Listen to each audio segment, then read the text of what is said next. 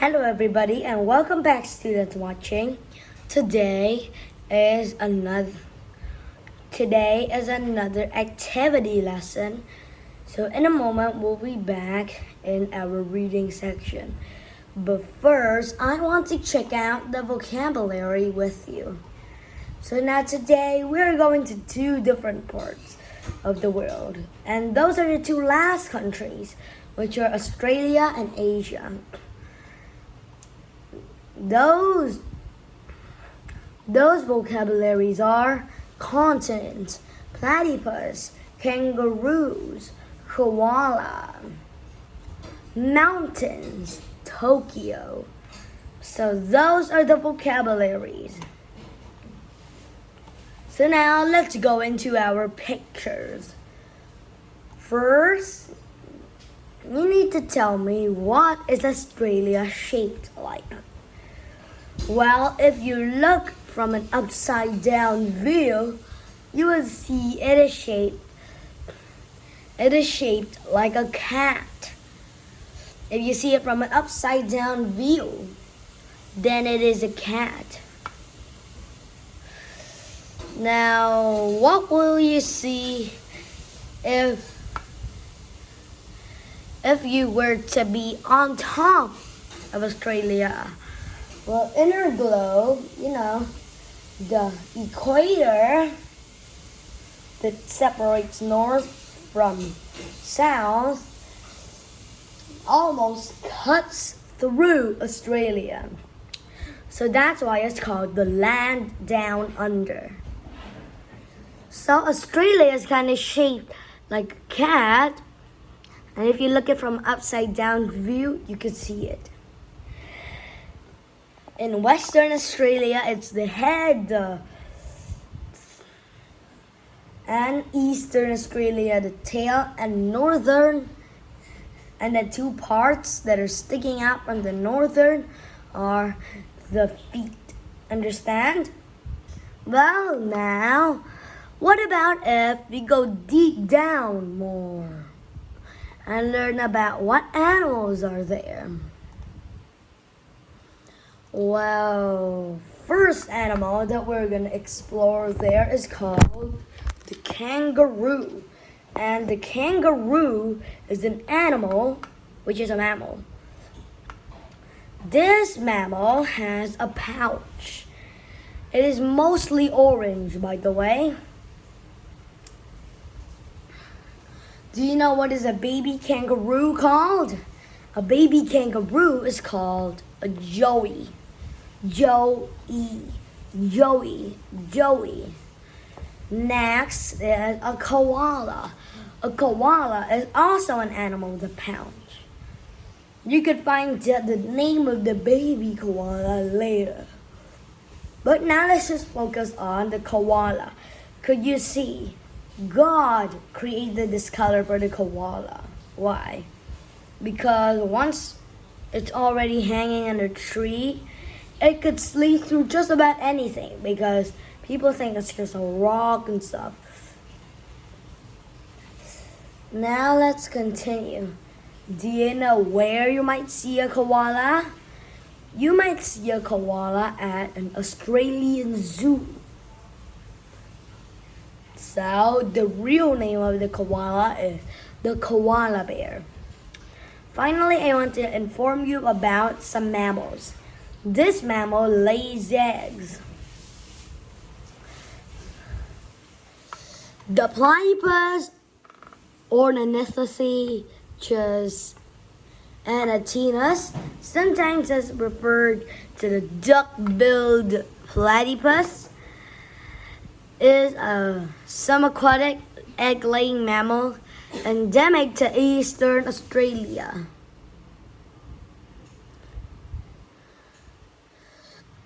Its species is Anatinus. It's a family Ornithorhynchidae. And its genus is Blumabake. And it is a mammalia. It is actually, if you look at the platypus, you could see that it's cute and stuff. But it's actually a venomous mammal. Now let's look at some pictures of a platypus. Could you see a baby platypus? Kind of looks like a baby triceratops with a bird's head. But when it grows up, it will turn into a real life platypus.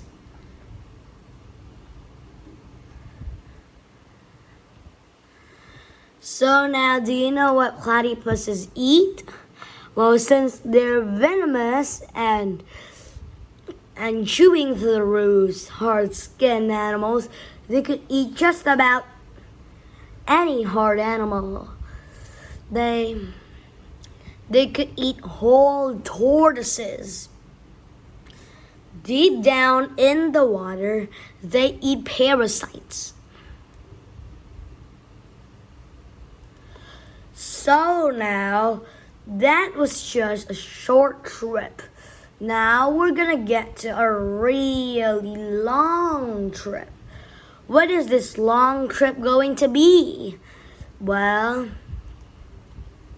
we're gonna go to Japan. You see, Japanese have earthquakes. But let's start from the beginning. What does Japan look like? Do you know what Japan looks like?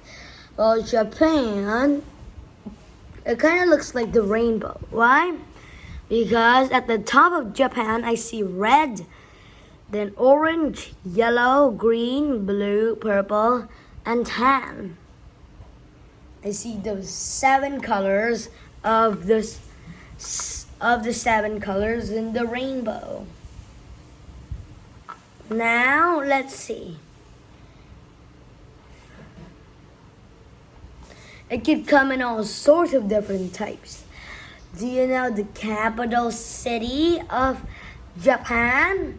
Well, the capital city of Japan has something remarkable. Why?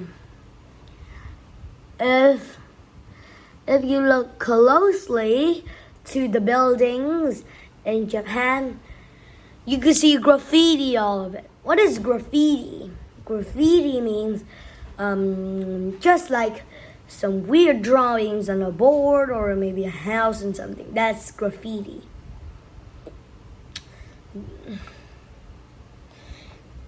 Do you know what is their favorite mountain? Well, their favorite mountain is Mount Fuji. Do you know why? This is a really beautiful mountain. It's their favorite mountain. It's in Tokyo. And of course, Japan is the place where some of the most famous children's books were born. Do you know one of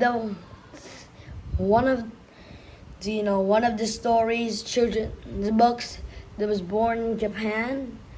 For example, Doraemon and stuff. Anyhow, Tokyo is where they live. Earthquakes strike Tokyo and other places almost 5 times a year. So that's why every day they hear the ground crumble.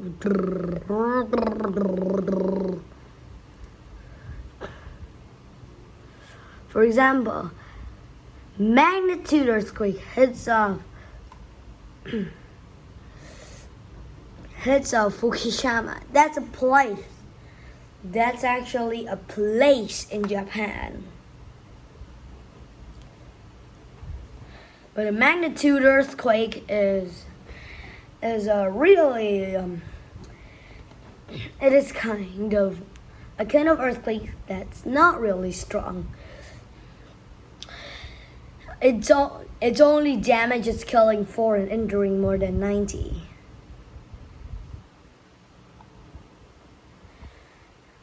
And now you see, that's why you shouldn't go to Japan in summer vacation. You may hit an earthquake. Now let's see. Now who plants the rice? that Japanese usually eat. A Japanese farmer, of course. A few Japanese farmers could name Harada, Kimurachi Roman, Masanobu Fukuoka, and another name that you might not know how to say, Yoshikazu Kawaguchi. That's it. So those are just 4 farmers. But there are loads of farmers left, like Shiego Tutsui and other, Eri Otsu, Hosoyo Chureyu, and 2 more. So now, what do you know about Japanese rice? Well, Japanese rice is really important for the Japanese people. The Japanese people love eating rice. They eat rice almost every day. Finally, I want to talk about the mountain staircases. They are not staircases that go up a steep mountain made of iron and bricks, but these mountain staircases are actually paddy fields.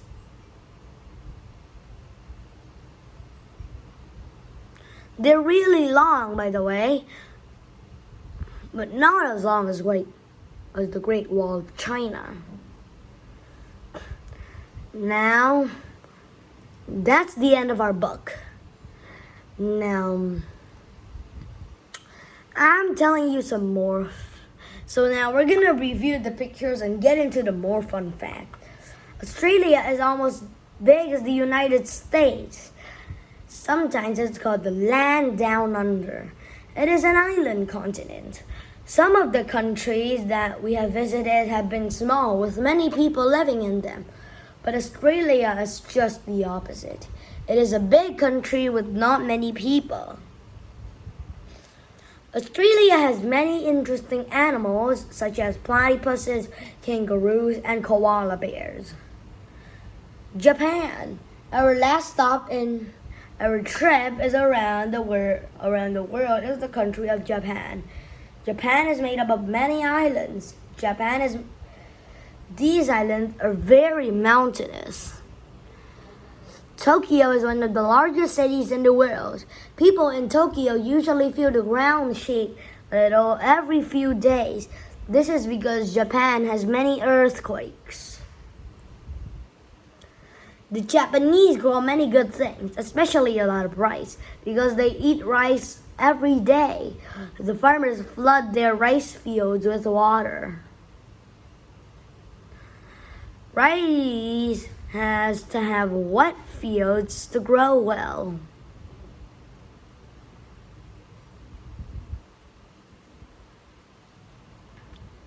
We had a wonderful trip, but now it's time to go home.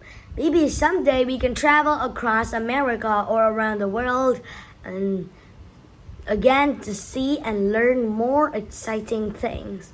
So this is America, and bye-bye since we're flying to England. Now let's look at the more fun facts.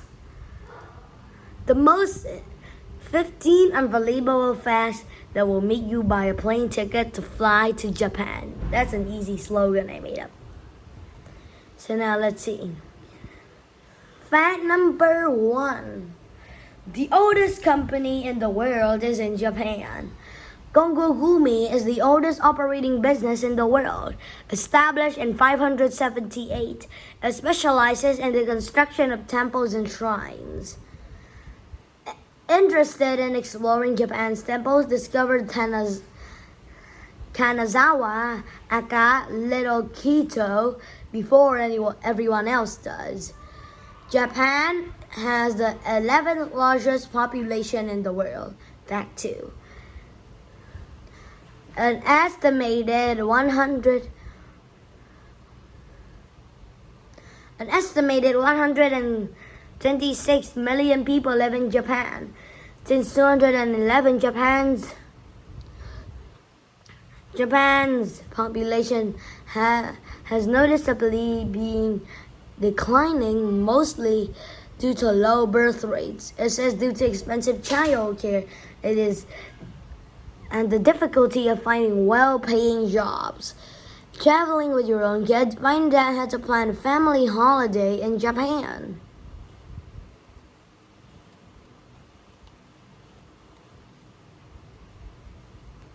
3. Japan lives almost the longest. Second only to Hong Kong, the life expectancy in Japan is 84, which is 3 years higher than the United Kingdom. Continue below. 4. In Japan, there's one vending machine for every 24 people. Here's the reason Japan features in our roundup the world's weirdest vending machines.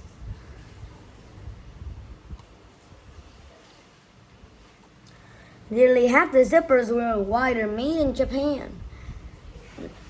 If you check your zipper, chances are they will say YKK on it, which stands for Yoshida Kogyo Bushi Kika Kaisha. Founded in Tokyo, 1934, it is estimated that 7 billion zippers are produced by the manufacturer every year. Zippers aside, Tokyo is an accelerating destination. Discover the top 10 things to do in Tokyo and where to stay in Tokyo by area. Japanese melons cost you over $200. Watermelons in Japan are so expensive. They're precious fruits and play a large role in the country's gift-giving culture. Samurai would offer tangerines or melons to their shogun as a token of appreciation. Nowadays, farmers meticulously tend these fruits by hand, which adds to allure. Crown melons are one of the most renowned varieties and can cost over $200 each. Japan imports over 80% of Jamaica's annual coffee production. Coffee known as Blue Mountain, grown in Jamaica's Namshake region, highly sought after. Only grown in small family-run plantations at the elevations of 700 feet, this gourmet brew boasts mild flowers and lack of bitterness mostly is found in coffees. As fine as it is, if you hadn't visited Japan to sample Jamaican coffee, you would take part in the Japanese tea ceremony. 8. Japan's cuisine has a meat dish made of horse.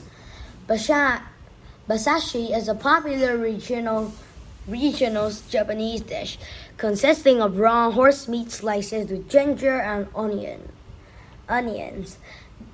That's tickled your taste buds. Find more about eating and drinking in Japan. You might also want to find out other weird food from around the world. So that's horse meat. Now let's talk about Australia. Well, now did you know that in Australia, it is the smallest continent in the world, one of the largest countries on Earth, lying between the Pacific and Indian Oceans in the southern hemisphere? Australia's capital is Canberra, located in the southeast between larger and more important economic and cultural centers of Sydney and Melbourne. So, you see, that's a short paragraph about our two last countries. So hope you have a great, wonderful day traveling around the world with me. So if you want to travel around the world more, then visit my website. And hope you have a wonderful night. And Bye. See you next time.